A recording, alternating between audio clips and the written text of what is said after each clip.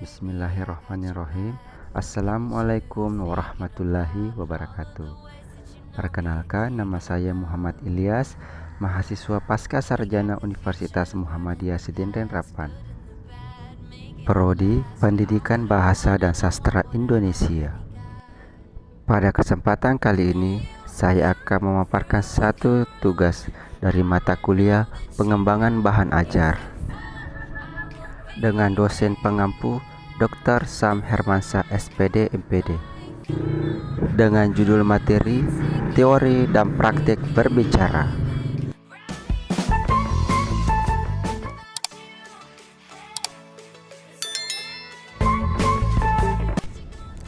Satu, pengertian berbicara.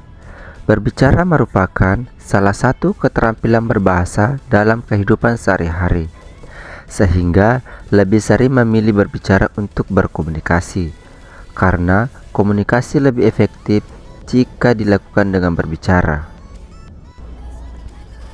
Berbicara memegang peranan penting dalam kehidupan sehari-hari. Beberapa ahli telah mendefinisikan pengertian berbicara, diantaranya sebagai berikut.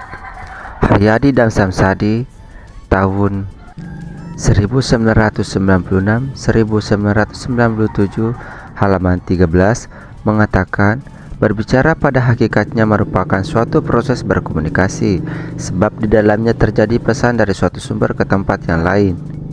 Dari pengertian yang sudah disebutkan dan disimpulkan bahwa berbicara merupakan suatu proses untuk mengekspresikan, menyatakan, serta menyampaikan ide, pikiran, gagasan, atau isi hati kepada orang lain dengan menggunakan bahasa lisan yang dapat dipahami oleh orang lain.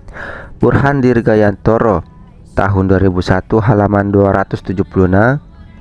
Berbicara adalah aktivitas berbahasa kedua yang dilakukan manusia dalam kehidupan berbahasa, yaitu setelah aktivitas mendengarkan, berdasarkan bunyi-bunyi yang didengar itu kemudian manusia belajar untuk mengucapkan dan akhirnya terampil berbicara. Selanjutnya, berbicara menurut Mulger melalui Tarigan tahun 2008 halaman 16 merupakan suatu alat untuk mengkomunikasikan gagasan-gagasan yang disusun serta dikembangkan sesuai dengan kebutuhan-kebutuhan sang pendengar atau penyimak. Berbicara merupakan instrumen yang mengungkapkan kepada penyimak hampir-hampir secara langsung apakah pembicara memahami atau tidak, baik bahan pembicaraannya maupun para penyimaknya, apakah ia bersikap tenang atau dapat menyesuaikan diri atau tidak pada saat dia mengkomunikasikan gagasan-gagasannya, dan apakah dia waspada serta antusias atau tidak. Oleh karena itu, kemampuan berbahasa lisan merupakan dasar utama dari pengajaran bahasa, karena kemampuan berbahasa lisan satu, merupakan mode ekspresi yang sering digunakan. Dua, merupakan bentuk kemampuan pertama yang biasanya dipelajari anak-anak. Tiga, merupakan tipe kemampuan berbahasa yang paling umum dipakai. 2. Hakikat berbicara. Berbicara secara umum dapat diartikan suatu penyampaian maksud, ide, pikiran, isi hati seseorang kepada orang lain dengan menggunakan bahasa lisan, sehingga maksud tersebut dapat dipahami oleh orang lain. Depdikbud 1984-1985 halaman 7. Pengertiannya secara khusus banyak dikemukakan oleh para pakar. Tarigan 1983 halaman 15 misalnya mengemukakan berbicara adalah kemampuan mengucapkan bunyi-bunyi artikulasi atau kata-kata untuk mengekspresikan, menyatakan, serta menyampaikan pikiran, gagasan, dan perasaan. Berbicara pada hakikatnya merupakan suatu proses berkomunikasi, sebab di dalamnya terjadi pemindahan pesan dari sumber suatu ke tempat yang lain. Proses komunikasi itu dapat digambarkan dalam bentuk diagram berikut ini. Ahmad Rofiuddin dan Darmayanti Suhdin tahun 2001-2002 halaman 13. Dari hakikat berbicara, kita dapat melihat diagram bagaimana proses terjadinya komunikasi. Dalam proses komunikasi terjadi perpindahan pesan dari komunikator atau pembicara kepada komunikator atau pendengar. Komunikator adalah Seseorang yang memiliki pesan yang akan disampaikan kepada komunikan lebih dahulu diubah ke dalam simbol yang dipahami oleh kedua belah pihak. Simbol tersebut memerlukan saluran agar dapat dipindahkan kepada komunikan. Bahasa lisan adalah alat komunikasi berupa simbol yang dihasilkan oleh alat ucap manusia. Saluran untuk memindahkannya adalah udara. Selanjutnya, simbol yang disalurkan lewat udara diterima oleh komunikan. Karena simbol yang disampaikan itu dipahami oleh komunikan, ia dapat mengerti pesan yang disampaikan oleh komunikator. Tahap selanjutnya, komunikasi memberikan umpan balik kepada komunikator. Umpan balik adalah reaksi yang timbul setelah komunikan memahami pesan. Reaksi dapat berupa jawaban atau tindakan. 3. Proses berbicara. Dalam proses belajar berbahasa di sekolah, anak-anak mengembangkan kemampuan secara virtual, tidak secara horizontal. Maksudnya, mereka sudah dapat mengungkapkan pesan secara lengkap meskipun belum sempurna dalam arti strukturnya menjadi benar. Pilihan katanya semakin tepat, kalimat-kalimatnya semakin bervariasi, dan sebagainya. Dengan kata lain, perkembangan tersebut tidak secara horizontal, mulai dari fonem, kata, frase, kalimat, dan wacana seperti halnya jenis tataran linguistik. Proses pembentukan kemampuan berbicara ini dipengaruhi oleh aktivitas berbicara yang tepat. Bentuk aktivitas yang dapat dilakukan di dalam kelas untuk meningkatkan kemampuan berbahasa lisan. Siswa antara lain memberikan pendapat atau tanggapan pribadi, bercerita, menggambarkan. Tugas guru adalah mengembangkan pengajaran berbicara agar aktivitas kelas dinamis, hidup, dan diminati siswa. Tomkins dan Hodgson dalam Ahmad Rafi Udin dan Darmayanti Suhdin 2001-2002 halaman 8 mengemukakan proses pembelajaran berbicara dengan beberapa jenis kegiatan, yaitu A. Percakapan. Percakapan merupakan bentuk ekspresi lisan yang alami dan bersifat tidak resmi.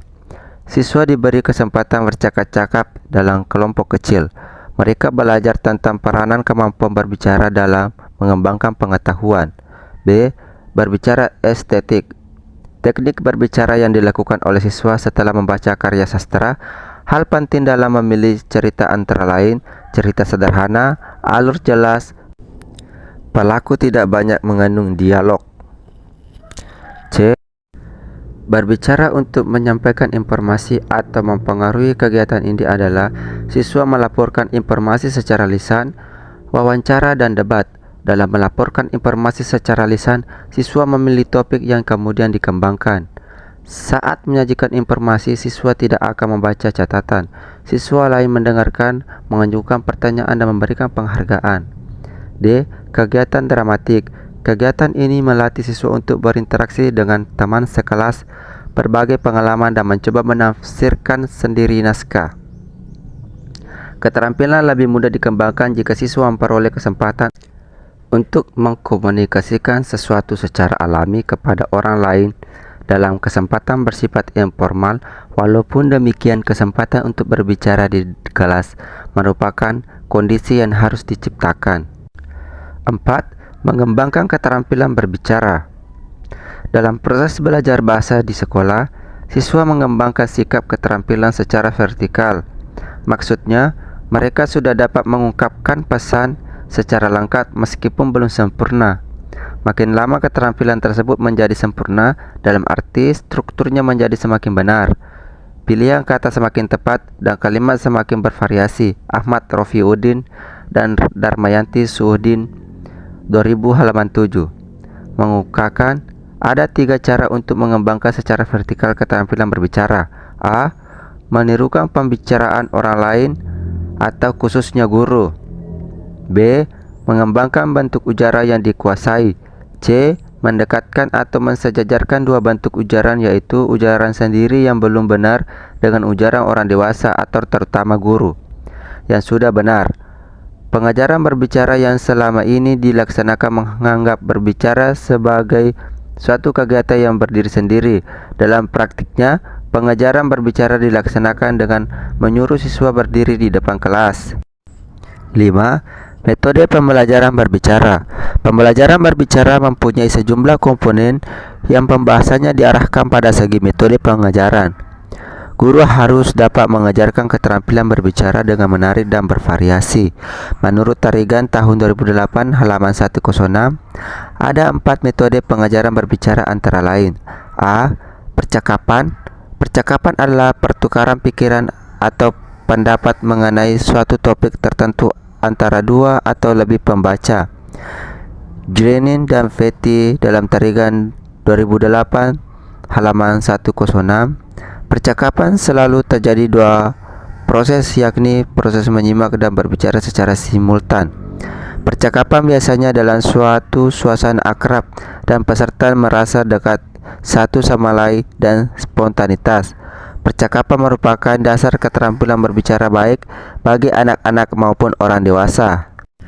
B. Bertelepon.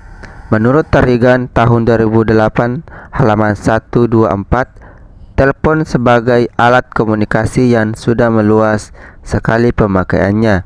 Keterampilan menggunakan telepon bisnis, menyampaikan berita atau pesan. Penggunaan telepon menurut syarat-syarat tertentu antara lain berbicara dengan bahasa yang jelas, singkat dan lugas. Metode bertelepon dapat digunakan sebagai metode pengajaran berbicara. Melalui metode bertelepon diharapkan siswa didik berbicara jelas, singkat dan lugas. Siswa harus dapat menggunakan waktu seefisien mungkin. C. Wawancara. Menurut Tarigan tahun 2008 halaman 126, wawancara atau interview sering digunakan dalam kehidupan sehari-hari. Misalnya wartawan mewawancarai para menteri, pejabat atau tokoh-tokoh masyarakat mengenai isu penting. Wawancara dapat digunakan sebagai metode pengajaran bertiga. Pada hakikatnya, wawancara adalah bentuk kelanjutan dari percakapan atau tanya jawab. Pertanyaan, percakapan dan tanya jawab sudah bisa digunakan sebagai metode pengajaran berbicara. D. Diskusi. Diskusi sering digunakan sebagai kegiatan dalam kelas. Metode diskusi sangat berguna bagi siswa dalam melatih dan mengembangkan keterampilan berbicara, dan siswa juga turut memikirkan masalah yang didiskusikan.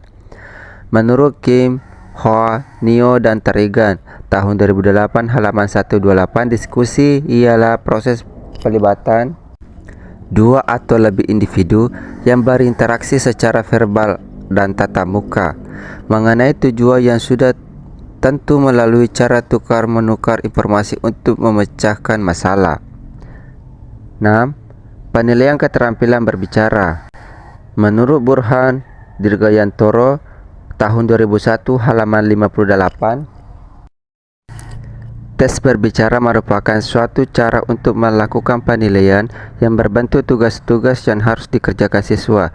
Tes yang dilakukan dalam penelitian ini adalah tes praktik berbicara, yaitu melalui diskusi kelas dengan cara salah satu dari kelompok yang sudah dibagi guru secara heterogen maju di depan kelas untuk mempresentasikan. Itulah tadi pemaparan materi tentang teori dan praktik berbicara. Mudah-mudahan bermanfaat untuk kita semua. Wassalamualaikum warahmatullahi wabarakatuh.